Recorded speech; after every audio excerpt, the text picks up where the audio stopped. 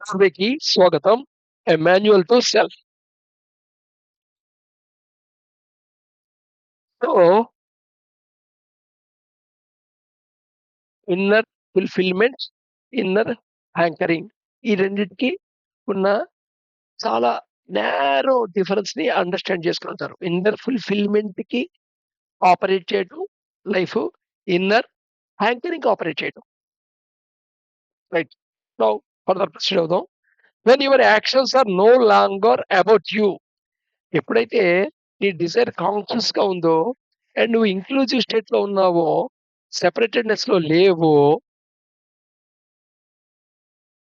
Individual అనేది ఒక myth, ఒక ఐడియా అనేది నీకు అవేర్‌నెస్‌లో ఉందో, ఇప్పుడు నువ్వు చేసే యాక్షన్‌లు కేవలం నీ యొక్క నిన్ను సెంటర్‌గా సర్కిల్ అయ్యి ఉండవు. And they are simply based on the demands of the situation. ఇప్పుడు సిట్యుయేషన్ డిమాండ్ బట్టి నువ్వు చేస్తావు. ఏం చేయగలవు అనేది నీ కాంపిటెన్సీ, నీ కేపబిలిటీస్ డిఫరెంట్. మనం ఎంతసేపు కాంపిటెన్సు, కేపబిలిటీ గురించి మాట్లాడతాం. తప్పా? రైటా? కరెక్టా? ఇన్‌కరెక్టా? రైటా? రాంగా? ఇలా ఆలోచిస్తాం. ఇప్పుడే అక్కడి దాకా వెళ్ళొద్దు. ఎప్పుడైతే నువ్వు డిజైర్‌తో ఐడెంటిఫై కాలేదో, అప్పుడు నువ్వు చేసే యాక్షన్స్ ఎలా ఉంటాయంటే, ఈ సిట్యుయేషన్ యొక్క డిమాండ్ మీద ఆధారపడి ఉంటాయి. అంతేగాని నీ ఇన్నర్ మోటివ్స్ మీద ఆధారపడవు. నీ ఇన్నర్ డిజైర్స్ యాంకరింగ్ మీద ఆధారపడి ఉండదు.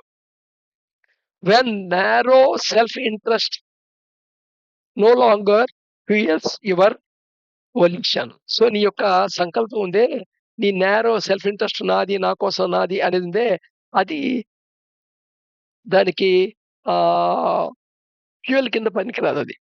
ఇంధనం కింద వర్కౌట్ కాదు. ఇ ఇవే narrow interest fuel, narrow interest అనే ఫ్యూయల్ దేని కింద పనిచేస్తుంటుంది? సంకల్పానికి ఫ్యూయల్ కింద పనిచేస్తుంటుంది. బట్ ఎప్పుడైతే నారో సెల్ఫ్ ఇంట్రెస్ట్ అనేది ఇంధనం కింద పనిచేయదో స్వసంకల్పానికి, ఆ కండిషన్ ఎప్పుడు అవుతుందో, ఆ కండిషన్ ఎప్పుడొస్తుంది? నువ్వు నీ డిజైర్‌తో డిసైడెంటిఫై అయితే. డిజైర్‌తో డిసైడెంటిఫై అవ్వాలంటే, నువ్వు ఈ ఎంటైర్ యూనివర్స్‌లో నేనొక ఇన్‌సిగ్నిఫికెంట్ చిన్న ఈ రేణువుని అనేది నీ యొక్క మైండ్‌లో ఉండాలి. ఫంక్షనల్‌గా యుటిలిటీ కోసమని, కొన్ని పర్పస్‌ల కోసమని క్లాసిఫికేషనే తప్ప, ఈ ప్రపంచాన్ని మొత్తాన్ని అది వేరు, అది వేరు, ఇది వేరు, ఇది వేరు అని చూడకూడదు. ఇదే మాట అందుకని రెండు లేవు, అద్వైతం, అద్వైతం అని ఫిలాసఫీ మాట అక్కడ. బంగారు గాజు, బంగారం నెక్లెసు, బంగారు దుద్దులు, బంగారు ఆహ్, వేలికి పెట్టిన ఉంగరం వీటన్నిటిలో బంగారాన్ని మాత్రమే చూడాలి. నువ్వు ఆ వస్తువుతో షేప్‌తో ఐడెంటిఫై అయితే ఆటోమేటికల్‌గా డిజైర్‌తో ఐడెంటిఫై అయినట్టు అవుతుంది. You have reached the end of karmic production. ఎప్పుడైతే నీ నారో సెల్ఫ్ ఇంట్రెస్ట్‌లు నీ సంకల్పానికి ఇంధనంగా వాడబడట్లేదో, దానికి ఆ ఇంధనం నీ సెల్ఫ్ ఇంట్రెస్ట్ నుండి రాలేదో, ఆటోమేటిక్‌గా నువ్వు కర్మిక్ ప్రొడక్షన్ ఎండ్ చేస్తావు. ఎప్పుడైతే కర్మిక్ ప్రొడక్షన్ ఎండ్ అయిందో, ఆటోమేటిక్‌గా that is the liberation is assured. ఎందుకని అంటే, జన్మకి ఇంపార్టెంట్ ఫ్యాక్టర్‌లు ఏమున్నాయి అనుకున్నాం మనం? సో, నీ యొక్క గ్రాస్ బాడీ సెలక్షన్‌లో గాని, నీ యొక్క యాస్ట్రల్ బాడీ సెలక్షన్‌లో గాని, నీ యొక్క క్యాజువల్ బాడీ డిజైనింగ్‌లో గాని, నువ్వు ఎవరికి పుట్టాలి, ఏం పుట్టాలని వీటన్నిటిలో డిసైడ్ చేసే ఫ్యాక్టర్స్ ఏమనుకున్నాం? సరే డివైన్ ఫ్రాగ్మెంట్ ఒక ఫ్యాక్టర్. ఆబ్వియస్ ఫ్యాక్టర్ అది. అది కాకుండా ఎసెన్స్ ఆఫ్ కాన్షియస్‌నెస్, కర్మ and వాసనాస్ thought patterns. So, that చాలా ఇంపార్టెంట్ అయిన కర్మ అనే దాన్ని హ్యాండిలింగ్ చేస్తున్నామట ఇక్కడ. సో, కర్మ అనే యాక్షన్ దేని మీద ఆధారపడుతుంది? మళ్ళా వాసనాస్ మీద ఆధారపడుతుంది. అందుకని వాసనాస్ మీద కూడా హ్యాండిల్ చేస్తామన్నమాట. సో, యోగిక్ ప్రాసెస్‌లో what you are doing is you are trying to develop required vasanas and your karma is so that there is no consequence. So, karmic ప్రొడక్షనే రెడ్యూషన్ చేస్తామన్నమాట. సో దట్ ఆటోమేటికల్‌గా యాస్ట్రల్ బాడీ ఫార్మ్ గాదు. So, therefore you are liberated. If involvement with life is selective అలా కాకుండా నీ involvement of life with అనేది సెలెక్టివ్‌గా ఉందనుకో. సెలెక్టివ్‌గా ఎప్పుడుంటుంటుంది? నువ్వు డిస్‌లైక్సు, లైక్సు అనేది నీకు ప్రధానమైనప్పుడు. కొన్ని ఇష్టపడటం, కొన్ని ఇష్టపడలేదు. ఇది ఇష్టం, అది ఇష్టం లేదు. అది ఇష్టం, ఇది ఇష్టం లేదు. అనే దాని వల్ల. సో, దానికి బేస్ ఏమిటి? వాసనాస్. వాసనాస్ ద్వారా సెలెక్ట్ చేస్తుంటాం. కొన్ని టెండెన్సీస్, కొన్ని ఇంక్లినేషన్స్ ప్రతి దాంట్లో సెలక్షన్‌లోను. సో, ఎప్పుడైతే ఇన్వాల్వ్‌మెంట్ సెలెక్టివ్‌గా అయిందో ఆటోమేటిక్‌గా ఏంటే నువ్వు ఏ మోడ్‌లో ఉన్నట్టు, నువ్వు ఇంక్లూజివ్‌నెస్ కాదు ఎక్స్‌క్లూజివ్ మోడ్‌లో వర్కౌట్ చేస్తావు. ఎక్స్‌క్లూజివ్ మోడ్‌తో అంటే ఏంటంటే సెపరేటెడ్‌నెస్ అనే మోడ్‌లో పనిచేస్తుంటావు వెనకాల. ఇప్పుడు నువ్వు డిజైర్‌కి ఆటోమేటిక్‌గా నువ్వు డిజైర్‌తో ఐడెంటిఫై అవుతావు. డిజైర్ ఎప్పుడైతే ఐడెంటిఫై అయ్యావో ఆటోమేటిక్‌గా నీ యొక్క బిలీఫ్ సిస్టమ్ ఆన్ అయిపోతుంది. ఏం బిలీఫ్ సిస్టమ్ ఆన్ అవుతుంది?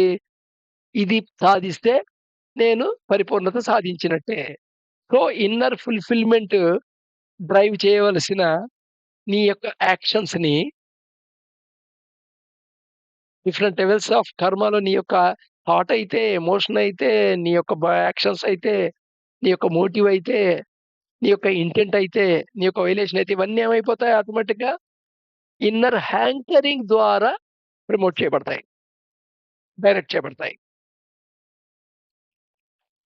సో, ఆటోమేటిక్‌లీ ఈ స్టేట్‌లో you one fall into trap of entanglement. ఈ స్టేట్‌లో నువ్వు ఎంటాంగిల్‌మెంట్‌లోకెళ్ళిపోతావు.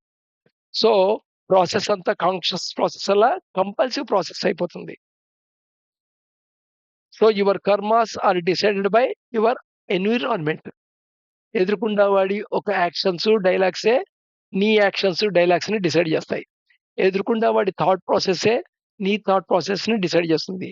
ఎదురుగుండా వాడి ఎమోషనల్ స్టేటే నీ ఎమోషనల్ స్టేట్‌ని డిసైడ్ జేస్తుంది. ఎదురుగుండా వాడి ఇంటెన్షన్ ఏమిటో అదే నీ ఇంటెన్షన్ డిసైడ్ జేస్తుంటుంది. ఎదురుగుండా వాడి వైలేషన్ ఏదుందో నీ వైలేషన్ డిసైడ్ జేస్తుంటుంది. సో, దేర్‌ఫోర్ ఎంటాంగిల్‌మెంట్ పొజిషన్‌లోకెళ్ళిపోతావనమాట. సో, నీ స్థితి ఎదురుటి స్థితి మీద ఆధారపడుతుంది. Engage selectively on the basis of like and dislike. ఆటోమేటిక్‌గా నీ లైఫ్ ప్రాసెస్ అంతా ఎలా ఉంటుంది? You will engage selectively on the basis of like and dislike. అప్ ఫర్ లేదా ఇదొక థియరిటికల్ నాలెడ్జ్ కింద తెలుసుకుంటే, ఈ ఫిలాసఫీ కింద మారుతుంది. లైఫ్ సాప్లింగ్ ఫిలాసఫీస్ ఉన్నాయే, డినైల్, డిటాచ్‌మెంట్ దాని వెంట పడుతుంటాం. దాన్ని ఆప్షన్ తీసుకుంటాం మాట. అంటే you opt for life sapping philosophies. అంటే సాపింగ్ అంటే ఏంటంటే దాన్ని డిటరేట్ చేసేవి. దాని యొక్క ఎక్సిస్టెన్స్‌ని తగ్గించేవి. ఒక రకంగా చెప్పాలంటే లైఫ్ ఉన్న దాన్ని లైఫ్‌లెస్ స్టేట్‌కి కన్వర్ట్ చేసే ప్రాసెస్ అన్నమాట. అవి డినైల్, డిటాచ్‌మెంట్. సర్ఫేస్ లెవెల్‌లో బుద్ధ యొక్క పర్సెప్షన్స్‌ని అర్థం చేసుకుంటే డిటాచ్‌మెంట్, డినైల్ పొజిషన్‌లోకెళ్ళినట్టుంటది. ఈవెన్ వాడి కథ చూసినా వాడు డిటాచ్ అయిపోయి వాడి భార్యను వదిలేసి ఎళ్ళిపోయాడుగా అన్నట్టుగా అనిపిస్తుంటుంది.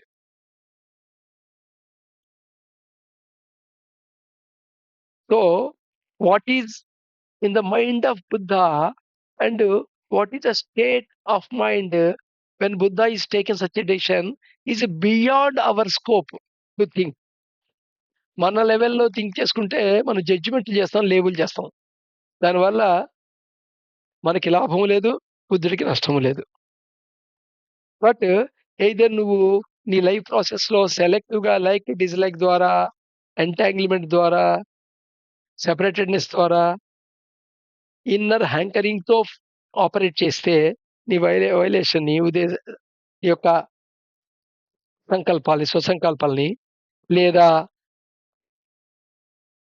డీనైలు, డిటాచ్‌మెంటు లాంటి ఫిలాసఫీని అప్ చేసినా సరే, కానీ కర్మ మట్టుకు మల్టిప్లై అవుతూనే ఉంటుంది. కర్మ మట్టుకు అక్కడ నల్లిఫై అయ్యే ఛాన్స్ లేదు. కర్మ నల్లిఫై అవ్వాలంటే కేవలం ఇన్నర్ ఫుల్‌ఫిల్‌మెంట్ డైరెక్షన్‌లోకెళ్ళాలి. అది వెళ్ళాలంటే డిజైర్‌తో డిసైడెంటిఫై అవ్వాలి. అదవ్వాలంటే నీకు అవేర్‌నెస్‌లో ఏముండాలి? కాన్స్టెంట్‌గా అవేర్‌నెస్‌లో ఈ యూనివర్స్‌లో నువ్వు ఒక పార్ట్. ఎలాంటి పార్ట్ అంటే ఒక ఏమాత్రం ప్రాధాన్యత లేని ఒక చిన్న ఇసక రేణువు. ఇసక రేణువు కూడా చాలా పెద్దదే. విశ్వంతో పోల్చుకుంటే. అంతకంటే కూడా తక్కువ.